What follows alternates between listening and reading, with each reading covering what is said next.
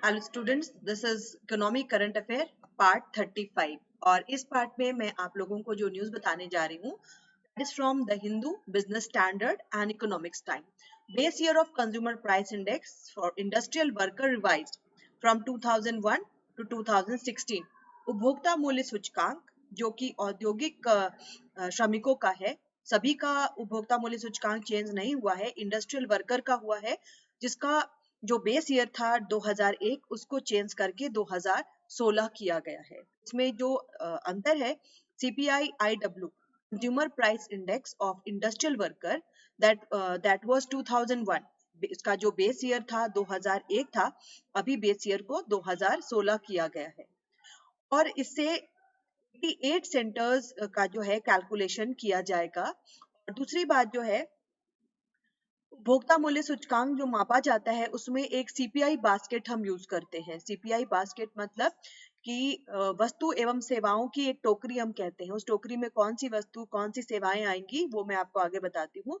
तो उसको बढ़ा करके 463 आइटम कर दिया गया है। पहले 392 आइटम था जब बेस ईयर 2001 हम यूज कर रहे थे। और उसमें भार दिया जाता है, वेट दिया जाता है, किस वस्तु को कितना ज्यादा वेट दिया जाता है। तो फूड एंड बीवरेजेस का जो वेट था उसको कम किया गया है, 46.2 से 39% किया गया है। और हाउसिंग पर हम कितना खर्च कर रहे हैं उपभोक्ता मूल्य सूचकांक में, उसके वेट को बढ़ाया गया है 15.2% से 17% किया गया है। अब इसमें जो है changing consumption pattern giving more weight to spending on health, education, recreation and other miscellaneous expenses. ठीक है, तो इसमें यही किया गया है कि जो भारांक होता है, वेट दिया जाता है, वो वेट जो है कुछ आइटम्स पे बढ़ाया गया है और कुछ आइटम्स पे घटाया गया है। तो मैं आपको अब ये बताती हूँ कि हम जो उपभोक्ता मूल्य सूचकांक की बात कर रहे हैं, सीपीआई इंडिकेटर की, वो कितने तरीके के होते हैं, उसकी माप कैसे की जाती है और किसके द्वारा की जाती है। तो स्टूडेंट, सबसे पहले आप देख लो, कोई भी वस्तु जब बनती है, उसका मैन्युफैक्चर होता है, निर्माण होता है, वो डिपो में जाती है, तो यहाँ पर हम होलसेल प्राइस इंडेक्स को यूज करते हैं। ठीक है, उसके बाद अगर वो रिटेलर शॉप में पहुंचती है, खुदरा व्यापारियों के पास पहुंचती है और वहां से जब उपभोक्ताओं पर जाती है, तो वहां पर जो हम कीमत की माप करते हैं वो हम करते हैं कंज्यूमर प्राइस इंडेक्स से। कंज्यूमर प्राइस इंडेक्स और होलसेल प्राइस इंडेक्स में अंतर है। सीपीआई, जिसको हम उपभोक्ता मूल्य सूचकांक कहते हैं, और डब्ल्यूपीआई, होलसेल प्राइस इंडेक्स। ठीक है, तो सीपीआई जो है वो वस्तु एवं सेवाएं दोनों की माप करता है, गुड्स एंड सर्विसेज दोनों की माप करता है। लेकिन उपभोक्ता मूल्य सूचकांक जो है वो सिर्फ और सिर्फ वस्तुओं की माप करता है। और इसमें जो है WPI tracks inflation at the production level, producer level, और CPI जो है वो captures changes in price level at the consumer level. जो मैंने आपको अभी बताया, कंज्यूमर लेवल पर जो भी चेंजेस होते हैं उसको सीपीआई मापता है और प्रोड्यूसर लेवल पर जो चेंजेस होते हैं उसको डब्ल्यूपीआई के द्वारा मापा जाता है। उपभोक्ता मूल्य सूचकांक या सीपीआई ये तैयार किसके द्वारा किया जाता है? तो कंज्यूमर प्राइस इंडेक्स में जितने भी प्राइस इंडेक्स हैं, मैं आगे आपको बताती हूँ, वो मॉस्पी और मोल दोनों के द्वारा होता है। मॉस्पी क्या है? Ministry of statistics and programme implementation, सांख्यिकी एवं कार्यक्रम कार्यान्वयन मंत्रालय, और इसके साथ साथ मिनिस्ट्री ऑफ लेबर एक्सपेंडिचर, इन दोनों के द्वारा इसकी माप की जाती है। देखो, सीपीआईसी इसको हम कहते हैं उपभोक्ता मूल्य सूचकांक संयुक्त। संयुक्त का मतलब हुआ इसमें शहरी सूचकांक भी है और ग्रामीण सूचकांक भी है, राइट। तो ये जो सूचकांक है ये मॉस्पी के द्वारा, सीपीआई जो है ये ministry of statistics and programme implementation, इसके द्वारा बनाया जाता है। लेकिन ये जो इसके अलावा ये तीन सूचकांक है, CPI agriculture labour, CPI rural labour और सीपीआई इंडस्ट्रियल वर्कर, ये तीनों सूचकांक जो है मिनिस्ट्री ऑफ लेबर एक्सपेंडिचर, इनके द्वारा तैयार किया जाता है। एग्रीकल्चर लेबर के भी जो बेस ईयर है उसको बदलने की बात चल रही है, क्योंकि इसमें बेस पीरियड हम 86-87 यूज कर रहे हैं। रूरल लेबर में भी 86-87 यूज कर रहे हैं। इंडस्ट्रियल वर्कर का 2001 से बदल करके 2016 कर दिया गया है, जो कि अभी लेटेस्ट है, राइट। तो ये तीन सूचकांक को कौन बनाता है? Ministry of labour expenditure. और इस सूचकांक सीपीआई कंबाइंड को कौन बनाता है? Ministry of statistics and programme implementation. तो basket of goods and services की मैं बात कर रही थी। उपभोक्ता मूल्य सूचकांक है उसमें कुछ वस्तु और कुछ सेवाओं के मूल्यों को मापते हैं हम। It's a comprehensive measure used to estimate price changes in a basket of goods and services. इस बास्केट में क्या क्या चीजें आती हैं? कपड़े, जूते, फर्नीचर, हेल्थ, बीमा, वित्तीय सेवाएं, तंबाकू, पेय पदार्थ, संचार या टेलीकम्युनिकेशन, शिक्षा, एजुकेशन, खाद्य पदार्थ, फूड एंड बेवरेजेस। तो इस बास्केट में वस्तु एवं सेवाएं दोनों चीजें होती हैं जिसकी हम माप करते हैं, लेकिन उपभोक्ता मूल्य सूचकांक में सिर्फ वस्तु की माप होती है। तो सीपीआई जो इंडेक्स बनाया जाता है उसका फायदा क्या है, उसका लाभ क्या है? उसका लाभ है student, it helps gives an idea of the cost of living. हमारा जो जीवन स्तर है उसके माप की जाती है कि किस तरीके का लिविंग स्टैंडर्ड है। दूसरा जो न्यूज है, public debt to GDP ratio increase. Public debt जिसको हम कहते हैं सार्वजनिक ऋण, इंडियन गवर्नमेंट के द्वारा जो सार्वजनिक ऋण लिया जा रहा है वो लगातार बढ़ता चला जा रहा है। अब ऑब्वियसली ये बढ़ेगा ही, क्योंकि अभी हमने कुछ दिन पहले मैंने आप लोगों को एक न्यूज बताई थी जो कि हमारे जीएसटी के बारे में था कि अब स्टेट गवर्नमेंट को कॉम्पेंसेट करने के लिए सेंट्रल गवर्नमेंट ही बोरो करने के लिए तैयार है। तो सरकार के द्वारा जो सार्वजनिक ऋण है वो धीरे धीरे बढ़ता जा रहा है। ये बिजनेस स्टैंडर्ड का न्यूज है और इसमें देखो 2019 और 2020 की तुलना की हुई है। ब्राजील, अर्जेंटीना और इंडिया, इंडिया का आप देखो नंबर 3 पर आ रहा है। हमारे यहाँ पब्लिक डेट या सार्वजनिक ऋण, सार्वजनिक ऋण होता क्या है स्टूडेंट? जब सरकार का जो खर्च है, एक्सपेंडिचर है, बढ़ जाता है और सरकार की इनकम या उसकी आय उससे कम जाती है। किस तरीके की आय? दो तरीके की आय होती है, एक सरकार का होता है रेवेन्यू इनकम और एक सरकार का होता है कैपिटल इनकम। तो दोनों तरह की इनकम जब सरकार की कम जाती है, रेवेन्यू इनकम मतलब बार बार होने वाली आय, ये भी मैं आप लोगों को कई बार बता चुकी हूँ। सरकार को जो टैक्स से इनकम होती है और सरकार को जो नॉन टैक्स इनकम होती है। कैपिटल इनकम के भी बहुत सारे सोर्स हैं।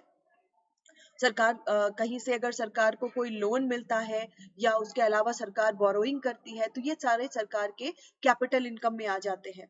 तो सरकार का अगर खर्च बढ़ जाता है और इनकम कम हो जाती है तो सरकार को क्या होता है? घाटा होता है, जिसको पूरा करने के लिए सरकार के द्वारा सार्वजनिक ऋण लिया जाता है, जिसमें आप देखो इंडिया का सार्वजनिक ऋण बढ़ता चला गया है। 72.3 से बढ़कर के 89.3 चला गया है।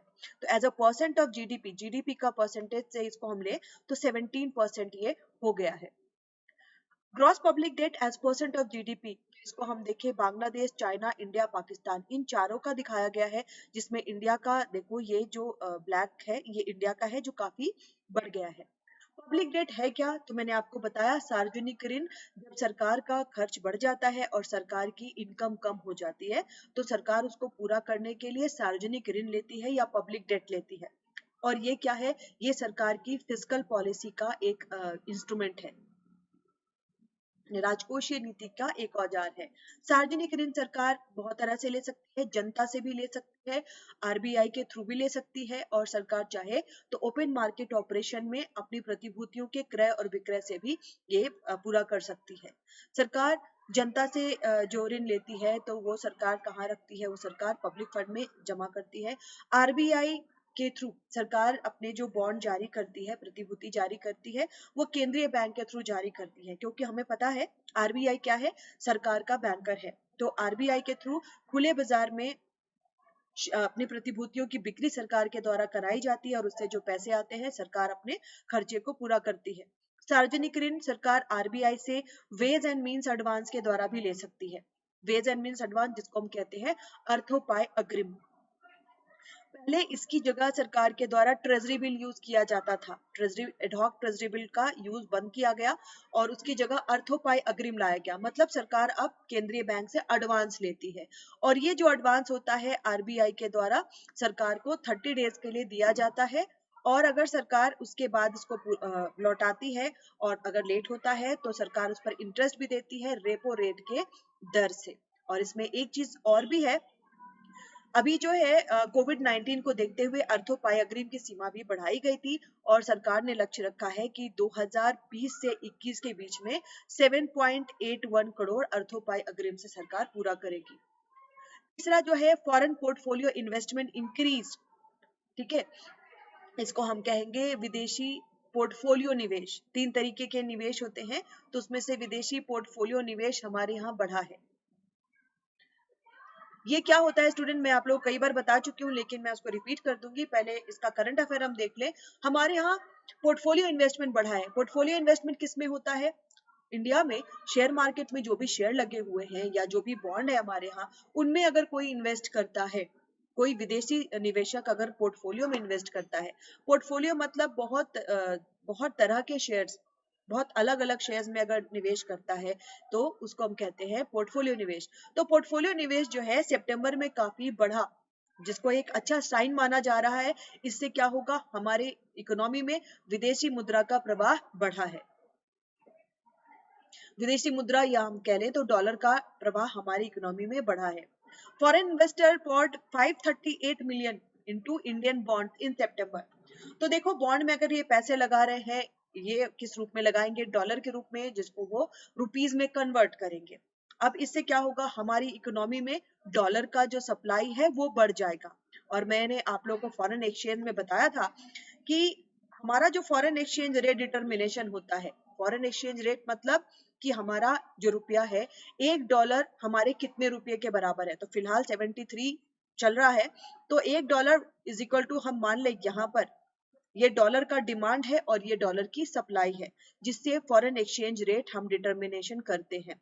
ठीक है, तो यहाँ पर फॉरेन एक्सचेंज रेट R1 में लिख दूं, $1 बराबर 73 रुपया। अब मान लो धीरे धीरे कर करके पोर्टफोलियो निवेश बढ़ रहा है, तो डॉलर की सप्लाई बढ़ेगी, तो सप्लाई का लाइन आगे की ओर जाएगा। अब डॉलर की सप्लाई बढ़ेगी लेकिन डॉलर का डिमांड देखो अचानक से नहीं बढ़ेगा, बढ़ा भी नहीं है, तो ये जो एक्सचेंज रेट है वो नीचे की तरफ आएगा, क्योंकि किसी भी चीज की अगर सप्लाई बढ़ती है तो उसकी जो वैल्यू है धीरे धीरे घटती जाती है। तो इसका एक्सचेंज रेट नीचे की तरफ आएगा, तो हो सकता है $1 बराबर 72 रुपीज भी पहुंच जाए, है ना। हमारा रुपया डॉलर के मुकाबले में थोड़ा स्ट्रांग हो जाएगा, क्योंकि अभी हम $1 के लिए 73 रुपये दे रहे हैं। अगर ऐसा होता चला गया तो $1 में 72 रुपये 71 रुपये भी जा सकता है। तो स्टूडेंट, ये जो 3 न्यूज है काफी इंपॉर्टेंट है। और दिस इज माय बायोडाटा। अगर आप लोगों को मेरे से यूजीसी नेट के लिए पढ़ना है, मेरे द्वारा यूजीसी नेट के लिए क्लासेस चलाई जा रही है, जिसमें अगर आपको एनरोल करना है या यूपीएससी के लिए इकोनॉमिक्स पढ़ना है या स्टेट सर्विसेज के लिए इकोनॉमिक्स की तैयारी करनी है, तो this is my mobile number 7891851566। आप इस पे कांटेक्ट कर सकते हैं। तो स्टूडेंट, आज के लिए इतना ही, और ऐसी ही और अच्छी और काफी इंपॉर्टेंट एग्जाम की खबरों के साथ मैं आप लोगों से फिर मिलूंगी। आज के लिए इतना ही। Thank you.